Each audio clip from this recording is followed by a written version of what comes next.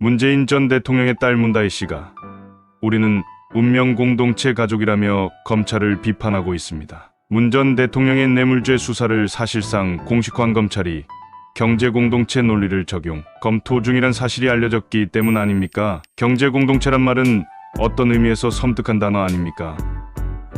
박근혜 전 대통령 탄핵의 핵심 논리가 바로 경제공동체 논리 아니겠습니까? 문재인 정부는 경제공동체 때문에 존재했던 것입니다. 경제공동체, 문재인 정부를 탄생시킨 추억의 용어가 이제 문재인 전 대통령을 겨누는 총구가 되고 있다고 할 수 있겠습니다. 박근혜 전 대통령은 경제공동체 프레임에 걸려 국정농단으로 결국 탄핵에 이르지 않았습니까?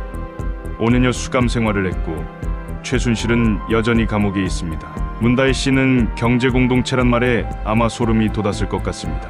그래서 경제공동체가 아니라 운명공동체라고 비켜나갈 생각을 하고 있는 것 아니겠습니까? 운명공동체라는 문다혜 씨의 표현은 가족이라는 의미를 강조하여 박근혜 전 대통령과는 차원이 다르다는 것을 보여주려는 의도로 보이는데요.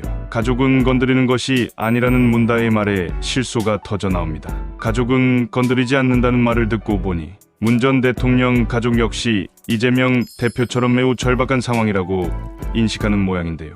문다혜는 자신이 자연인 신부님을 강조하고 있는데요. 자연인도 죄를 지으면 조사를 받고 죄가 있으면 감옥에 가야 하는 것 아닙니까? 현역 대통령의 가족이면 검찰에서 조사 자체가 쉽지 않을 것입니다. 그는 이제 더 이상은 참지 않겠다는 말도 덧붙이고 있는데요. 죄 지은 놈이 큰 소리 친다는 말과 하나도 다르지 않습니다. 문다혜 씨는 지난 2017년 5월 서울 광화문 광장에서 당시 대선 후보였던 문 전 대통령 유세 중에 찍힌 사진이 언론에 인용되어 왔는데 이번에 스스로 사진을 공개한 것으로 보입니다. 무슨 뜻일까요?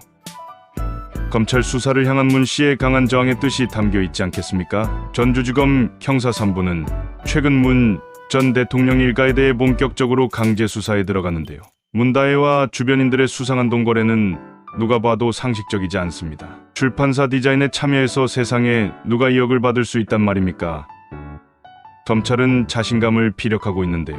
문 전 대통령이 뇌물수수 혐의 피의자로 적시되었다고 합니다. 따라서 문 전 대통령 역시 검찰 소환 조사를 피할 수 없게 되었습니다. 한편 최순실의 딸 정유라 씨가 문다혜를 비난해서 또한 관심이 집중되고 있는데요.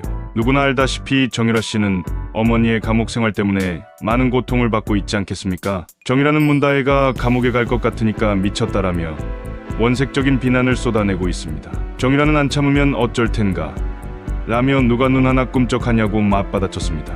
정유라는 문다혜가 말한 우리는 경제공동체가 아니라고 한 데 대해서 경제공동체는 좌빨들이 만들어낸 단어이며 당신의 아버지도 숟가락을 얹었다라고 비난했습니다. 어떻든 문재인 전 대통령과 그 일가에 대해 검찰의 칼은 날카롭게 나를 세우고 있는데요.